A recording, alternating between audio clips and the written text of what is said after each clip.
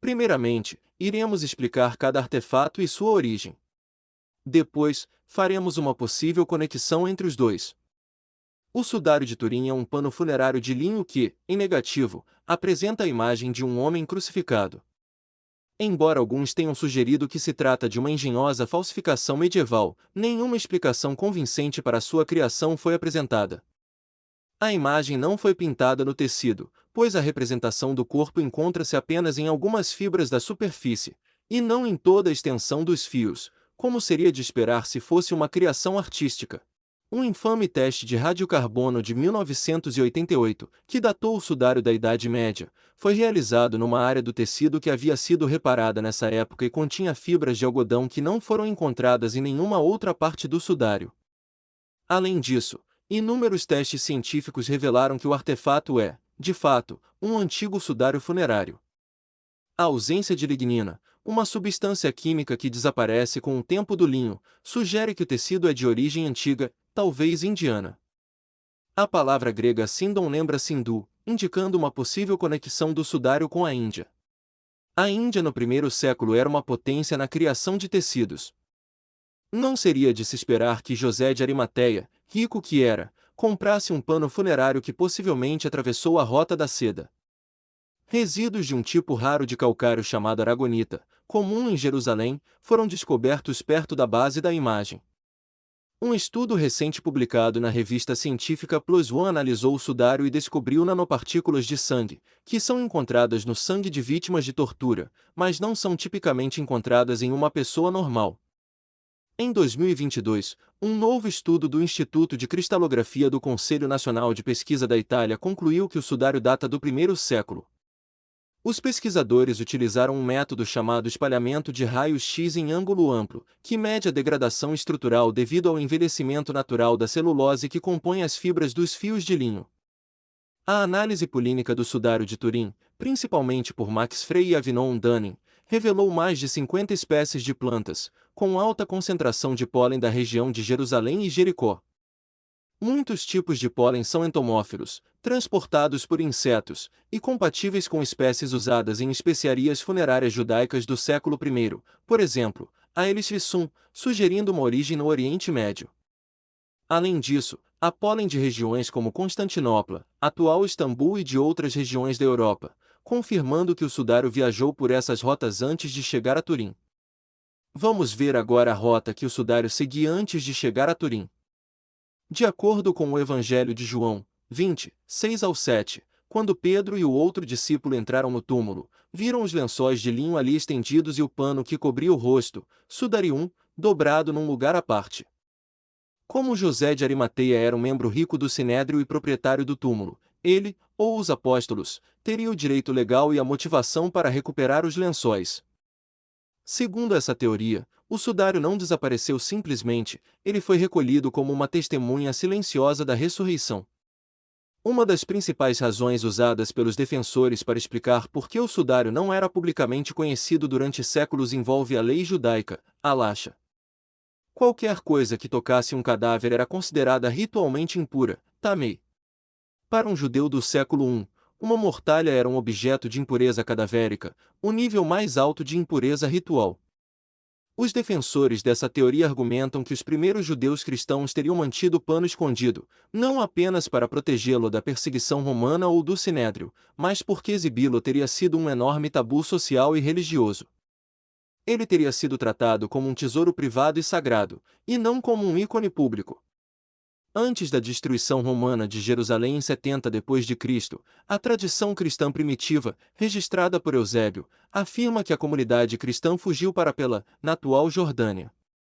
Alguns defensores dessa teoria sugerem que o sudário foi com eles.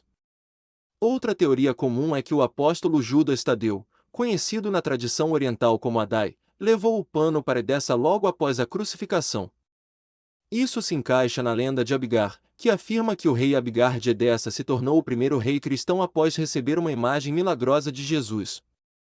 Segundo a lenda, Abigar queria conhecer Jesus, mas apenas recebeu um pano dobrado em 4 partes com seu rosto, que o curou de doenças. É conhecida como a lenda do Mandílion. A mortalha da lenda pode ser o mesmo sudário caso a história seja verdadeira. Alega-se que o Mandilion foi escondido nas muralhas da cidade de Edessa durante séculos para protegê-lo de perseguições e inundações, sendo redescoberto apenas em 525 e levado por Romano Lecapeno a Constantinopla. Foi levado para Constantinopla com grande pompa. Durante esse período, alguns defensores da tese sugerem que o sudário foi finalmente desdobrado, revelando o corpo inteiro de um homem crucificado. Cronistas da Quarta Cruzada, como Robert de Clary, registraram ter visto um sudário, Sidoine, na igreja de Santa Maria de Blachernay, que era erguido todas as sextas-feiras para que a figura pudesse ser vista. Em 1204, a Quarta Cruzada saqueou Constantinopla e o sudário desapareceu dos registros públicos. Essa é a lacuna mais debatida na cronologia. A principal teoria entre os defensores dessa ideia é que os cavaleiros templários adquiriram o tecido durante o saque da cidade. Isso explicaria a veneração secreta dos templários por uma chamada cabeça misteriosa, possivelmente o sudário dobrado novamente.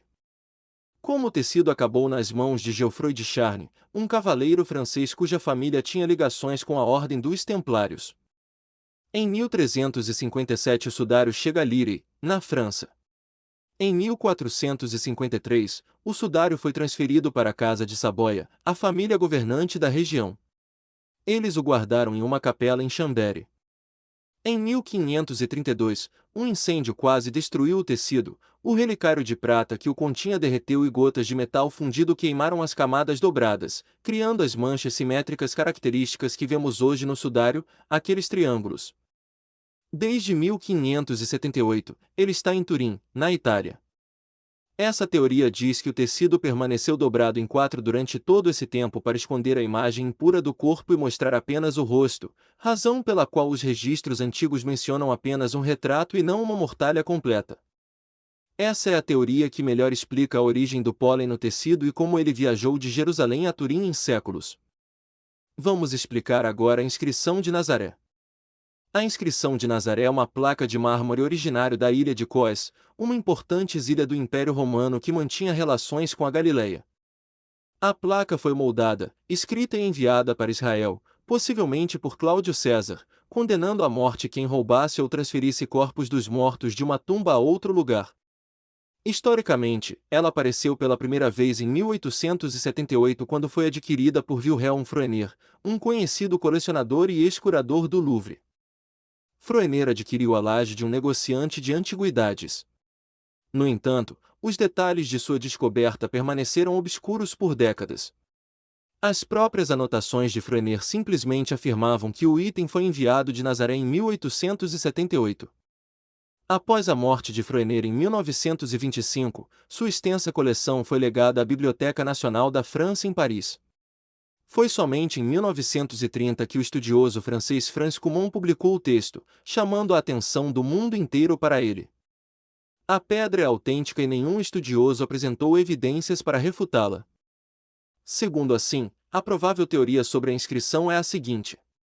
Após ouvir as pregações apostólicas sobre a ressurreição dos primeiros cristãos, Roma, através de Cláudio, enviou um decreto a Galiléia, ou mais especificamente Nazaré, com o intuito de proibir o roubo de corpos. Os judeus haviam acusado os discípulos de terem roubado seu corpo do túmulo. Com tantos problemas irrompendo na Judéia, Roma teve que criar alguma atitude. A história da ressurreição já era amplamente conhecida em praticamente todo o Império Romano, a possível chamada superstição perniciosa que Tácito fala. Assim, a inscrição de Nazaré é a resposta romana à ressurreição. Tanto a mortalha quanto o decreto são evidências fundamentais para a historicidade do túmulo vazio e da ressurreição. A inscrição fornece as evidências do túmulo vazio, o sudário fornece evidências da ressurreição. A única explicação convincente para a formação na imagem na mortalha é a forte luz que pode ter havido durante a ressurreição. É uma prova do maior milagre da humanidade. Mas qual a relação entre os dois? Se o sudário de Turim for o autêntico pano mortuário de Jesus, ele representa o próprio evento, o sepultamento e o subsequente túmulo vazio, que a inscrição pretendia abordar ou prevenir no futuro. Se o sudário for autêntico, ele fornece um registro físico de um sepultamento que evita a violação descrita na inscrição de Nazaré. A inscrição pune aqueles que movem corpos, o sudário representa um corpo que não está mais lá, o que se encaixa na narrativa do corpo desaparecido que teria provocado tal reação legal romana. Como vimos, uma das teorias diz que o sudário permaneceu escondido pelos primeiros cristãos. Com o passar dos anos, a Judéia passava por tumultos e badernas criadas por judeus anticristãos, o que causou uma reação de Roma.